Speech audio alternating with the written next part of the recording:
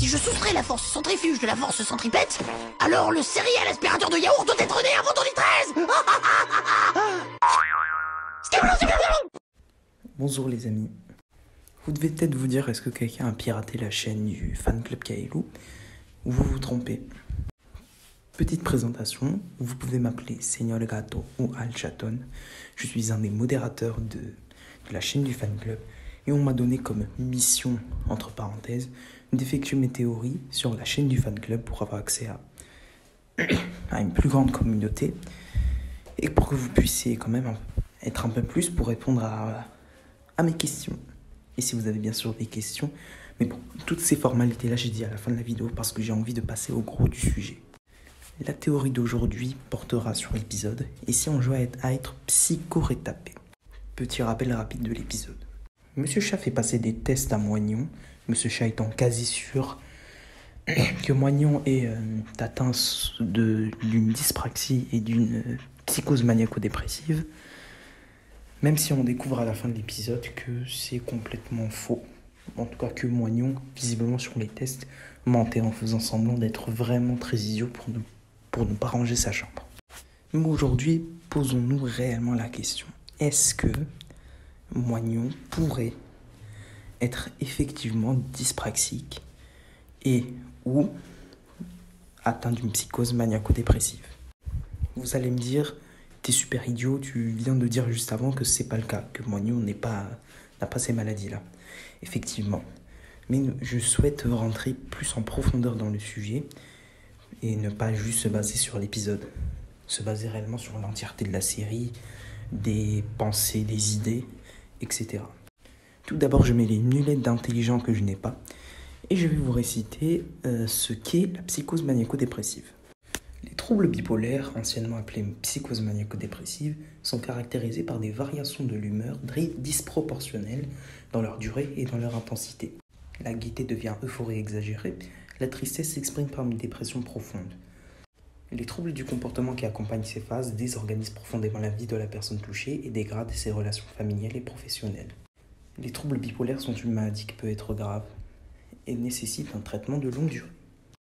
Maintenant, je vais vous donner la description de la dyspraxie. La dyspraxie est une perturbation de la capacité à effectuer certains gestes et activités volontaires, nommée praxie.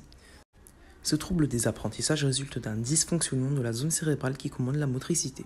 La dyspraxie est fréquente et touche 5 à 7% des enfants de 5 à 11 ans. Les garçons sont 2 à 4 fois plus atteints que les filles et on considère qu'il y a au moins un enfant atteint de dyspraxie par classe scolaire. Maintenant que c'est dit, réfléchissons. D'abord, répondons à la première. Est-ce que Moignon est bipolaire? Puisque, vous l'avez vu, la psychose maniaco-dépressive est un autre nom pour parler des troubles de la bipolarité. Si nous suivons les différentes descriptions trouvables sur Internet, c'est un changement brutal d'émotion, en tout cas un aggravement d'émotion. On peut passer de la joie à une directe euphorie ou de la tristesse à une profonde dépression. Les troubles de la bipolarité peuvent mener à une schizophrénie. Selon mes pensées, bien sûr, après dites-moi dans les commentaires si vous pensez que j'ai tort, je ne pense pas que Moignon est bipolaire. Les rares fois où présente des émotions, il ne passe pas direct de la joie à l'euphorie. Mais par contre, effectivement, généralement les fois où il est triste, on le voit surtout dans les épisodes de la saison 1 en fait, il passe vraiment de « Ouh là là, je suis tristouné » à « Adieu monde pourri », si vous voyez ce que je veux dire. La corde, le tabouret. Donc, je suis mitigé, mais personnellement, j'ai plus l'impression que Moignon n'est absolument pas bipolaire. Ensuite, la dyspraxie. Comme indiqué sur la description que je vous ai donnée, la dyspraxie est une difficulté à effectuer des mouvements précis dû à un problème au cerveau de la motricité. Ça correspond déjà plus à Moignon. Je ne sais pas si vous voyez absolument toutes les fois où il trébuche, où il rate ce qu'il fait, rate ce qu'il essaye avec ses doigts, ses mains, ses pieds, etc. Et ça reste quand même un peu les signes d'une légère dyspraxie au moins. Donc, personnellement, à part si vous avez des arguments contre, bien sûr, j'ai clairement l'impression que Moignon est dyspraxique. Mais malgré tout, j'ai l'impression que ce n'est clairement pas une dyspraxie quelconque qui lui a empêché de ranger sa chambre. On peut considérer dans l'épisode que Kylo a raison, qu'il a un gigantesque poil dans la main. Si je peux ajouter ma petite pierre à l'édifice, je trouve sérieusement dans cet épisode que Kylo est méchante. Bien sûr, je dis pas méchante dans le sens voilà, et pas dans le sens où elle ment. À la fin de l'épisode, on voit clairement qu'elle avait raison. Mais au début de l'épisode, Monsieur Chat, à part si on compte pas vraiment le jeu d'acteur de Moignon au début de l'épisode, on peut quand même commencer à douter. Moignon, Kylo voit quand même beaucoup plus Moignon. Et moi, personnellement, si j'étais à sa place et que Monsieur Chat disait il est dyspraxique, il a des troubles de la bipolarité, je le croirais un minimum, étant donné tout ce qu'a Moignon, quoi, tous les problèmes que Moignon a pour vivre. Donc, je l'aurais quand même un peu plus cru. Mais Kylo, immédiatement, elle se met à pas du tout le croire. Vous pourrez me dire, oui, mais c'est Monsieur Chat. Quelle que soit la saison, Kylo a du mal à croire en Monsieur Chat. Mais quand même, je dis pas qu'elle devait le croire les yeux fermés, mais pour moi, le meilleur moyen de mener l'épisode, ça aurait été que d'abord Kylo ait des doutes, puis ensuite de plus en plus qu'elle se dit non, c'est pas possible, il est certainement pas malade comme ça, qu'il ment.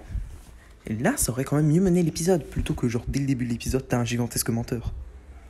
Donc voilà, c'était ma pierre à l'édifice, hein. C'est un avis complètement subjectif. Vous pourriez très bien dire que Kylo était parfaitement juste, avait parfaitement raison dans l'épisode. Je m'en fiche pas mal, hein. C'était mon avis. Voilà, c'est déjà la fin de cette vidéo.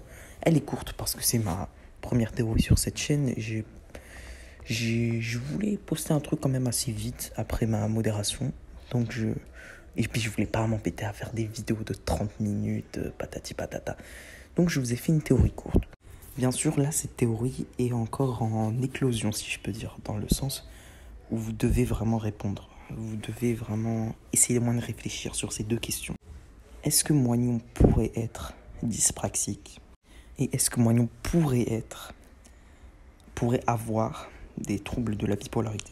Essayez de répondre à cette question dans les commentaires. Je dis pas ça pour du clic, hein, c'est juste que je veux vraiment avoir des réponses d'autres personnes qui ont un avis différent du mien, peut-être même certaines personnes dans les commentaires qui sont réellement dyspraxiques ou atteintes de troubles de la bipolarité qui pourraient me répondre sur la question. Je tiens à rappeler que sur ma chaîne personnelle Seigneur Gâteau, que je vais mettre en comme épinglé, sur ma chaîne à moi, il y a des vidéos informatives sur Kylo. Je viens de sortir il n'y a pas longtemps une vidéo sur les doublages de Kylo, mais je compte en sortir d'autres vidéos informatives, pas des théories. Je vous dis, les théories, elles seront là, sur le fan club. Mais des vidéos plus personnelles ou informatives, ou par exemple mon projet secret, oui voilà, je vous tease un peu mon projet secret, ce sera sur ma chaîne personnelle, et aussi, par contre, je pense que mon projet secret, pour avoir quand même accès à plus de public, je le posterai aussi sur la chaîne du fan club pour avoir accès au plus de monde possible. N'hésitez vraiment pas à vous abonner à la chaîne du fan club Kylo auquel je fais indirectement partie, et à ma chaîne personnelle, parce que bon, les 1000 abonnés sur la chaîne du fan club, on est content. Moi j'ai 12 abonnés. Je fais des vidéos de 30 minutes et j'ai 12 abonnés. N'hésitez pas à me poser des questions ou des idées de théories dans les commentaires pour alimenter la chose. Et je vous dis au revoir, à une prochaine fois.